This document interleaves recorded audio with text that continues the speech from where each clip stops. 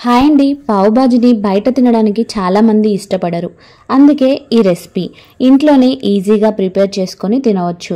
మరి పావు బాజీని ఇంట్లోనే ఈజీగా ఎలా ప్రిపేర్ చేసుకోవాలి, అందుకు కావాల్సిన పదార్థాలను మనం ఇప్పుడు తెలుసుకుందాం.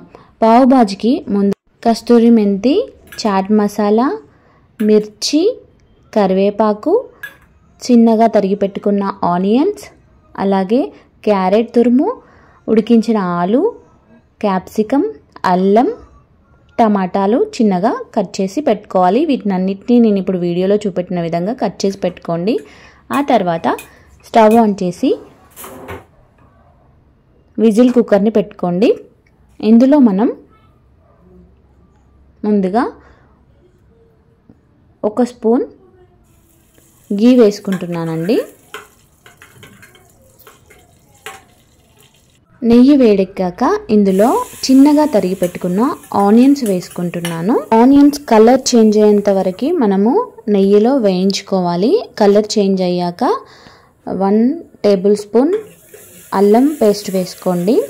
అల్లం పేస్ట్ అనేది బాగా వేగాక ఇందులో ముందుగా కట్ చేసి పెట్టుకున్న 3 పచ్చిమిర్చి అలాగే కరివేపాకు వేసుకోవాలి. ఇవి కూడా కొద్దిగా వేగాక ఇందులో చిన్నగా తరిగి పెట్టుకున్న టమాటా ముక్కల్ని వేసుకోవాలి.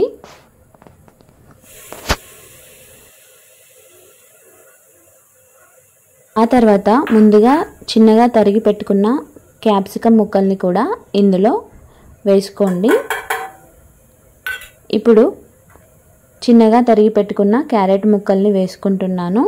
ఇప్పుడు మనం ముందుగా ఉడకపెట్టుకున్న ఆలుని ఇందులో వేసేద్దాం.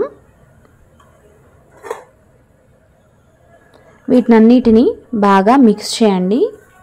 మిక్స్ చేశాక చాట్ మసాలా వేసుకోవాలండి. 2 టేబుల్ స్పూన్స్ చాట్ మసాలా వేసుకోండి. ఆ తర్వాత కస్తూరి మెంతి కూడా వేసుకోండి. 1 టేబుల్ స్పూన్ పసుపు వేసుకోండి. ఇప్పుడు 1 టేబుల్ స్పూన్ జీలకర్ర వేసుకోండి. ఇప్పుడు 2 టేబుల్ స్పూన్స్ కారం వేసుకోండి. వీటినన్నిటిని బాగా మిక్స్ చేయండి. మిక్స్ చేశాక మనకి రుచికి తగ్గట్టు ఉప్పు వేసుకోండి. ఉప్పు అనేది మనం లాస్ట్లో కూడా చూసి వేసుకోవచ్చు. ఇప్పుడు తక్కువ వేసుకున్నా పర్లేదండి. వీటినన్నిటిని బాగా మిక్స్ చేశాక ఇందులో 2 గ్లాసెస్ వాటర్ వేసేసుకోండి. వాటర్ వేసుకున్న తర్వాత మనం విజిల్ పెట్టుకోవాలి. మీడియం ఫ్లేమ్లో అయితే 4 విజిల్స్, సిమ్లో అయితే 6 విజిల్స్, హై ఫ్లేమ్లో అయితే 8 విజిల్స్ వచ్చే వరకు పెట్టుకోండి.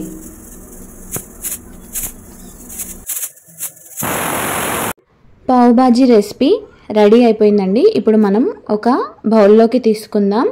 వేడి వేడి పావు బాజీ తింటే చాలా టేస్ట్గా ఉంటుంది.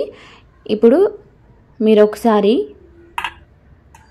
తప్పకుండా ఈ రెసిపీని చేసి ఎలా ఉందో కామెంట్ సెక్షన్లో కామెంట్ చేయండి. తప్పకుండా చాలా టేస్టీగా ఉందని మా పిల్లలు అయితే చెప్పారు. మరి మీరు ట్రై చేస్తే ఎలా ఉంటుందో నాకు కామెంట్ సెక్షన్లో తెలపండి. Thank you for watching.